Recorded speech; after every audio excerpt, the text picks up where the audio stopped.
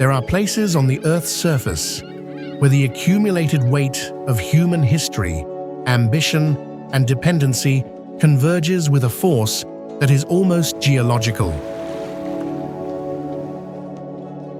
These are not always the great cities with their vertical skylines, nor the fertile plains that cradle civilizations, but often the narrow passages, the thresholds, the points of constriction where the world's essential currents are forced to flow.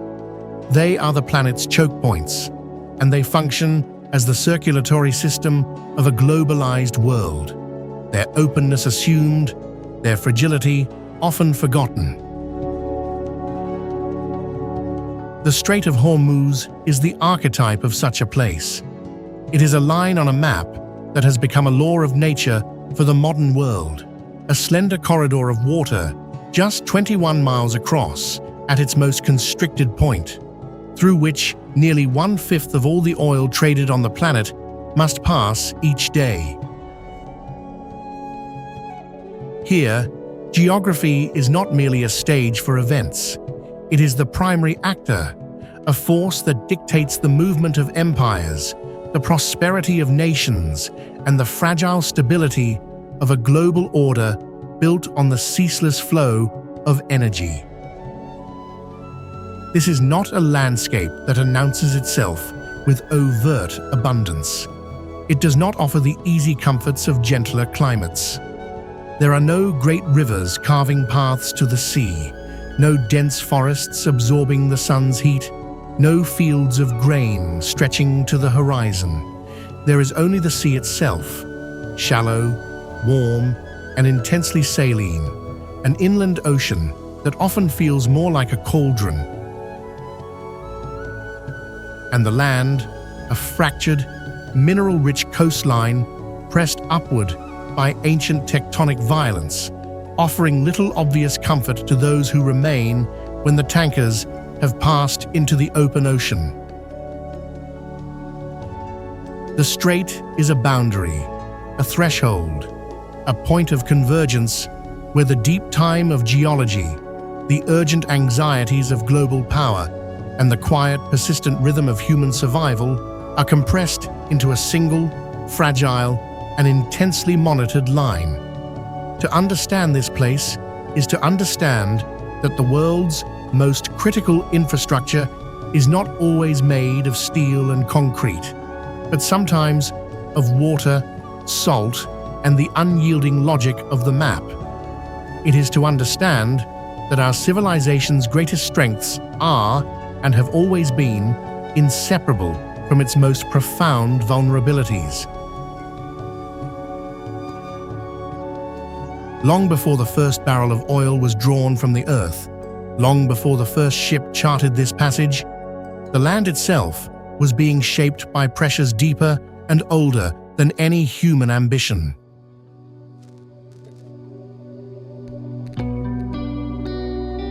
The islands that stand sentinel at the mouth of the Gulf, Hormuz, Keshem, Larak, Hengam, are not gentle formations, weathered into softness by time.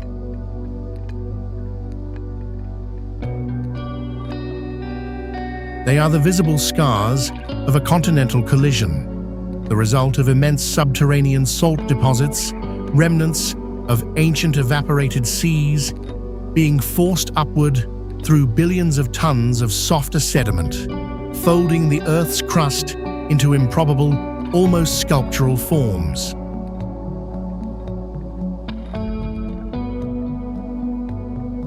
This is a landscape born of instability, its beauty a direct product of the forces that make it inhospitable.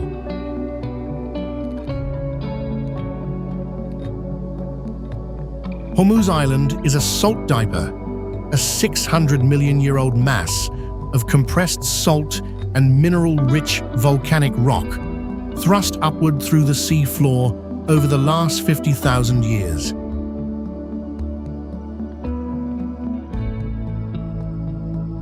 Its cliffs bleed hematite and gypsum, painting the land in colors so saturated that the mind hesitates before accepting them as real.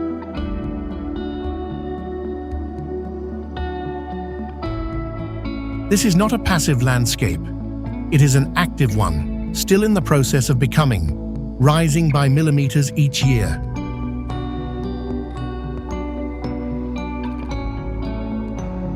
The geology here is not a backdrop for life, but a living presence, restless, unstable, and profoundly indifferent to the boundaries drawn by maps or treaties.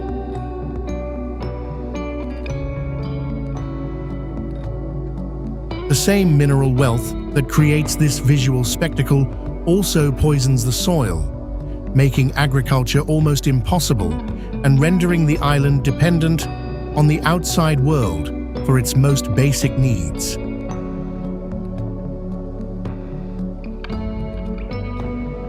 Further west, Kishim, the largest island in the Persian Gulf, sits directly on the collision boundary of the Arabian and Eurasian tectonic plates.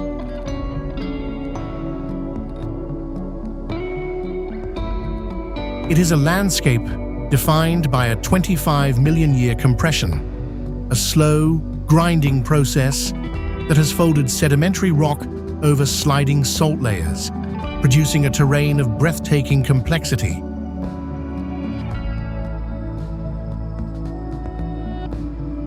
Here, the Namakdan Salt Cave, the longest on Earth, winds for more than 4 miles beneath the surface. Its crystalline interior, colored by trace minerals into shades of pink, crimson, and cobalt, contains formations older than most terrestrial life.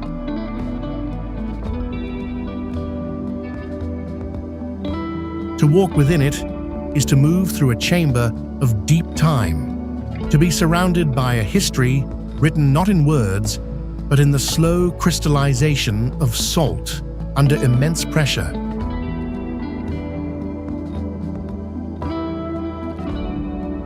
The air is still, heavy with the scent of minerals, and the silence is absolute, broken only by the sound of your own breathing.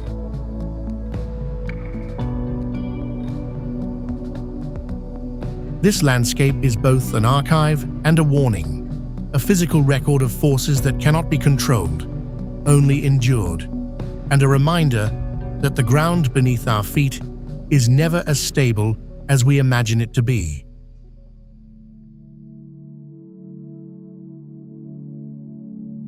It is a paradox of the modern world that so much of its accumulated wealth, its industrial power, its very ability to function, depends on a passage so narrow, so exposed.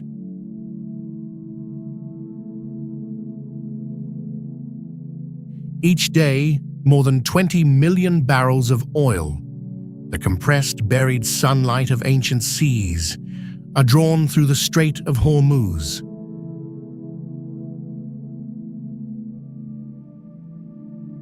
The ships that carry this liquid energy are floating territories, monuments to a globalized economy, their passage watched by the unblinking eyes of satellites, the sonar pings of submarines in the depths below, and the silent passage of drones in the upper atmosphere.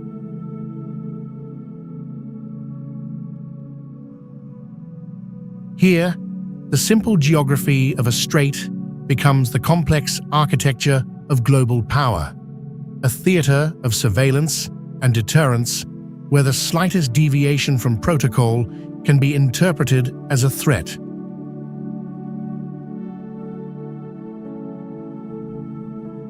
This channel is not merely a boundary between Iran and the Arabian Peninsula. It is the fulcrum on which the ambitions of empires have balanced for centuries.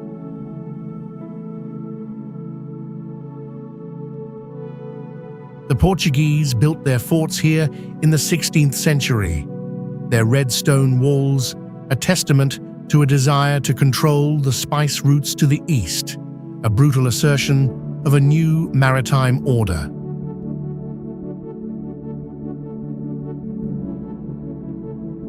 The British followed, their gunboats enforcing a commercial peace that served their imperial interests, mapping the shoals and currents with a precision that was itself a form of power.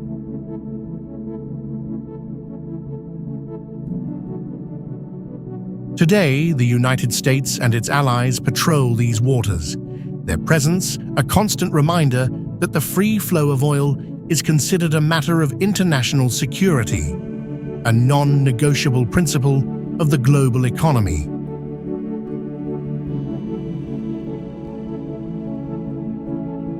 The logic has remained unchanged across 500 years. Whoever controls the strait controls the flow of energy, and with it, the pulse of the modern world.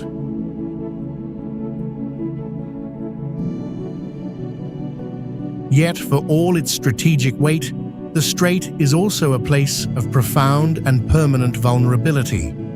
A single act of aggression, a single political miscalculation, a single environmental catastrophe could turn this vital artery of commerce into a catastrophic wound from which the world's economies would bleed.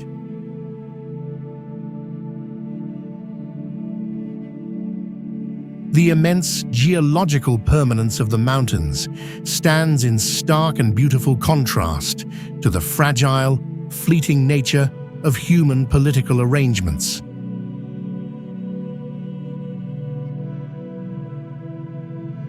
The slow patience of stone is set against the feverish, anxious urgency of politics and trade, a daily drama played out on a stage that was ancient before the first empires were born.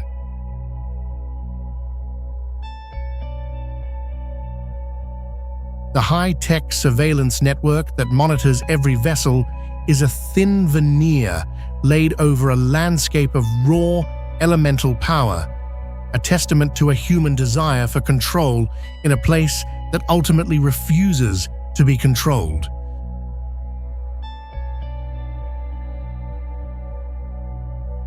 For the people who inhabit these islands, the strait is not an abstraction, not a line on a map or a headline in the news. It is the horizon, the source of both sustenance and profound uncertainty.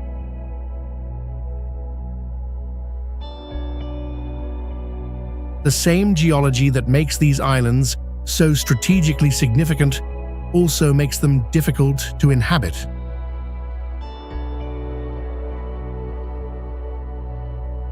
The soil is thin, often saturated with salt, and the fresh water that sustains life must be drawn from deep wells, carried by boat or conjured from the air by the slow, patient work of condensation.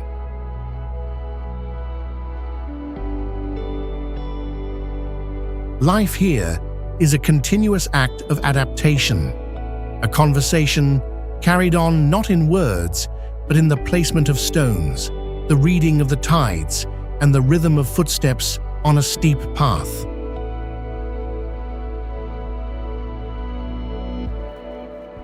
It is a form of wisdom accumulated over millennia, a lexicon of survival written into the daily practices of the community.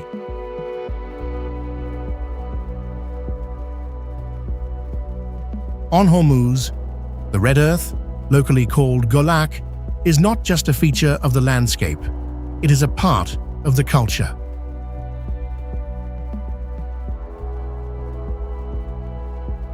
Women grind the iron-rich soil into a spice that colors stews and flavors bread, turning mineral survival directly into culinary identity.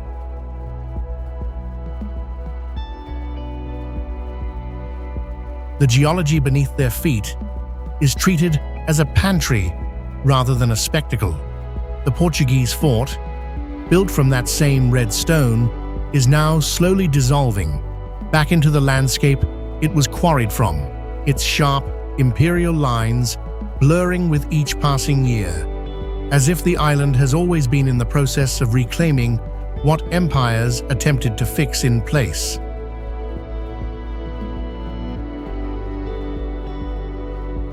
On Keshem, the Bandari dialect spoken by the islanders carries trace vocabularies from Portuguese, Arabic, Hindi, and Swahili, a living linguistic archive of centuries of maritime contact.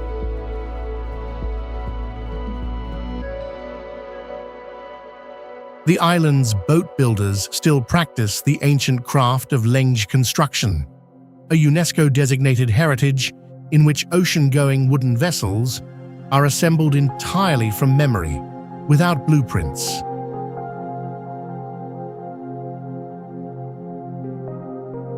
It is a knowledge passed from hand to hand, from eye to eye, across generations of seafarers who once connected this coast to India, East Africa, and China.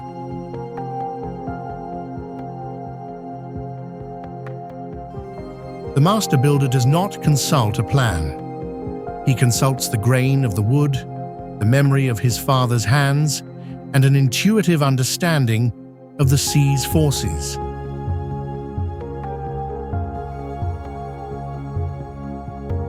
The women wear the burqa, a beaked mask covering the lower face, not as ornament, but as a functional response to centuries of open water work in an environment where UV exposure and salt wind are constant occupational conditions. It is a piece of architecture for the face, a tool that also signifies marital status and social standing, its form encoding a complex social grammar.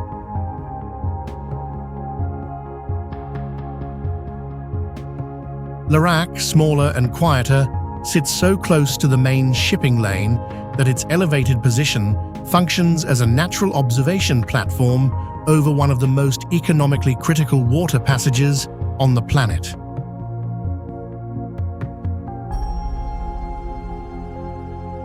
Here, on still nights, the sea itself becomes a source of light.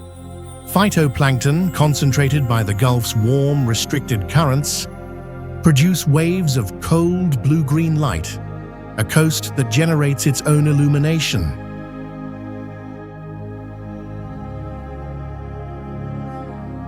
For the small fishing community, this bioluminescence is both spectacle and signal, its density correlating with the presence of the schooling fish on which their livelihood depends.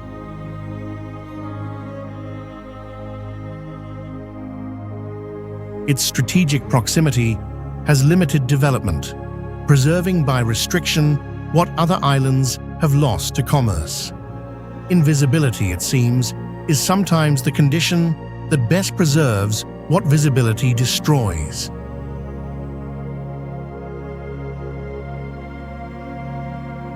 Hengam, an island of just 13 square miles, has a coastline where mineral deposits in the sand catch and scatter sunlight with such intensity that the beach appears metallic, a surface that seems manufactured rather than geological.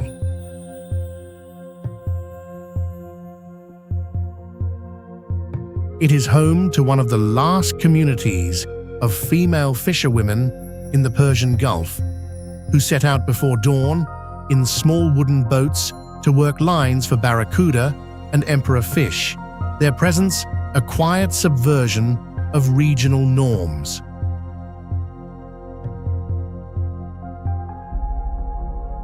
The Zar ceremony, a ritual of hypnotic drumming and collective trance, is still performed here as a method of psychological recalibration under conditions of isolation and environmental stress, a practice that predates formal medicine by centuries.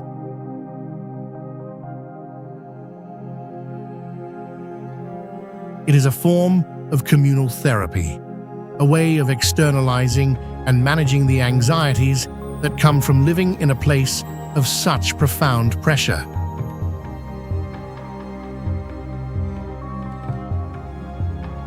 Kish, a nearly flat coral island, is a landscape of pure contradiction. Running 50 feet beneath its surface is a 2,500-year-old Carnot system, an ancient engineering marvel that filters rainwater through successive layers of fossil coral, purifying it by mineral contact alone.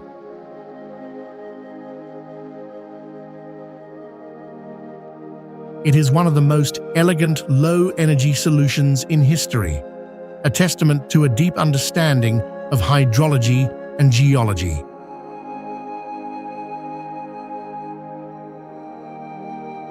Above this ancient infrastructure, a modern free trade zone has been built, receiving 12 million visitors annually, with shopping malls, luxury hotels, and jet skis carving wakes in the turquoise water.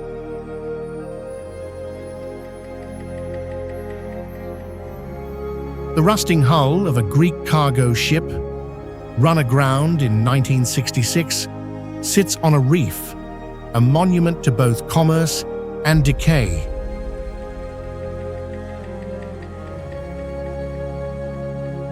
The infrastructure of survival and the infrastructure of consumption occupy the same ground, and the distance between the two is rarely as comfortable as it appears from the surface.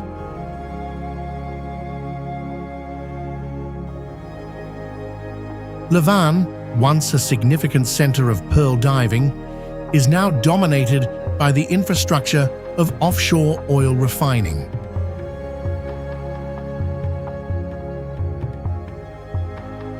The same deep-water access that made it valuable for pearl beds now serves the logic of hydrocarbon extraction.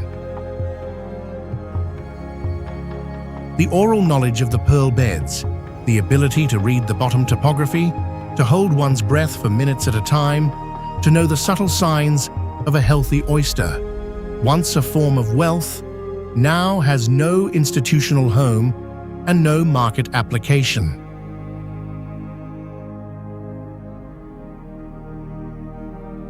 Chinkara gazelles move along beaches of pale coral sand, beside holding tanks and pipelines, a visual juxtaposition so extreme it renders the conventional categories of natural and industrial meaningless.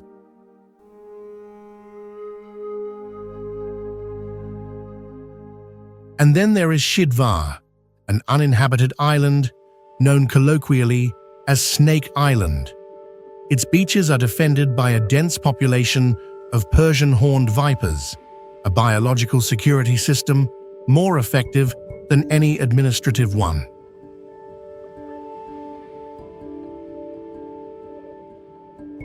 This natural defense is precisely what has preserved the island as one of the most critical nesting grounds for the hawksbill sea turtle in the entire Persian Gulf.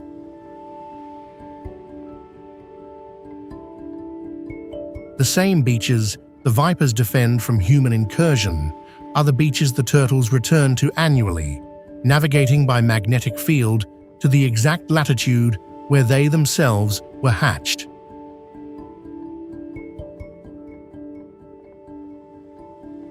It is a powerful reminder that the most effective form of conservation is sometimes the one that required no human decision to begin, and that the most dangerous future often belongs to the places we thought we needed to manage. The ceaseless movement of oil and commerce through the strait is not without consequence. The waters of the Persian Gulf are warming faster than almost any comparable body of water on Earth.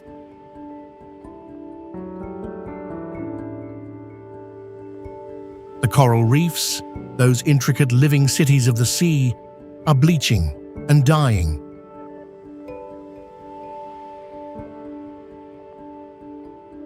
The fish stocks that sustained generations of islanders are dwindling, compressed by industrial trawling and water temperatures that have shifted the seasonal catch beyond the reach of small boat households.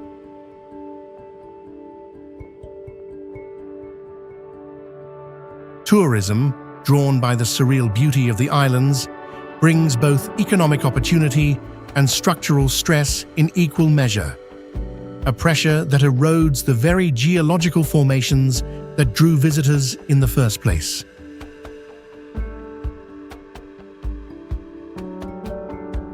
This pressure is not confined to the sea. Far to the northwest, on the Iranian plateau, lies the ghost of Lake Urmia.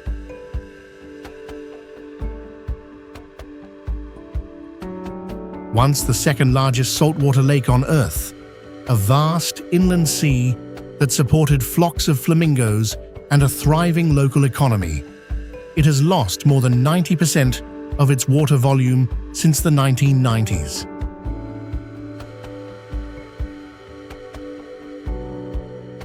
It is a victim of dam construction, agricultural diversion, and a changing climate. What remains is either a shallow, blood-red brine, its color a biological warning signal from salt-loving algae, or a white salt flat, so extensive it is visible from space.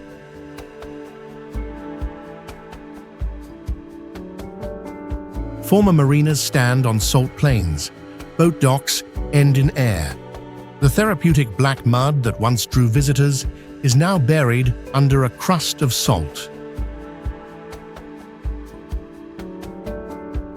The wind that once carried moisture now carries saline dust, poisoning the surrounding orchards and farms.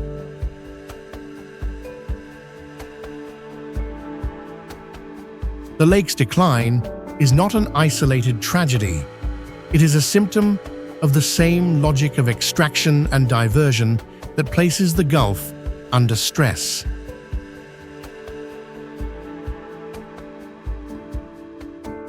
It is a quiet but powerful testament that the most resilient civilizations are not always the ones that build the most powerful engines, but the ones that learn to listen most closely to the earth.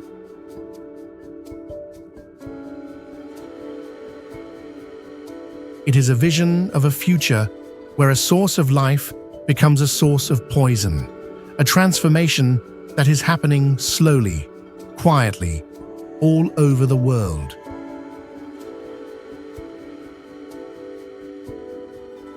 The Strait of Hormuz is not merely a place on a map.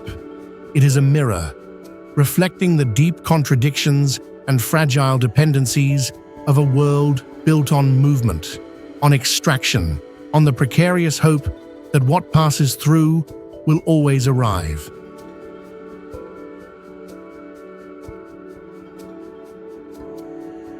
It is a place where the immense geological permanence of the land and the nervous, fleeting impermanence of human power are held in an uneasy, perpetual balance.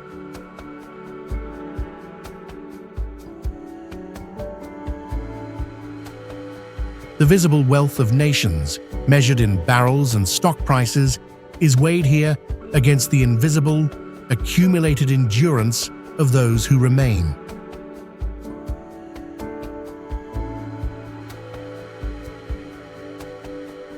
The global conversation about energy security rarely includes the voices of the fishermen whose nets come up empty, or the farmers whose soil is turning to salt.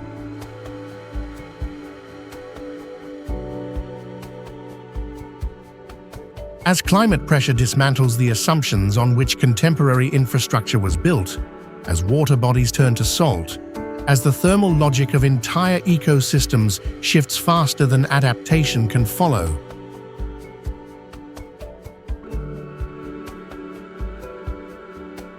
these islands and this disappearing lake begin to look less like peripheral anomalies and more like early documents of a future that is arriving unevenly, but arriving everywhere. What the Persian Gulf already knows about living at the edge of habitability, what Lake Urmia already knows about losing what cannot be restored, what Hormuz already knows about building a culture from the minerals beneath your feet. None of this is local knowledge anymore. It is the curriculum for a world confronting its own limits. In the end, the Strait reminds us that the most vulnerable places are often the most essential, that the future will be shaped not by the certainty of abundance, but by the quiet, persistent, and deeply intelligent art of survival. This story does not end here. It is where it was always going to begin.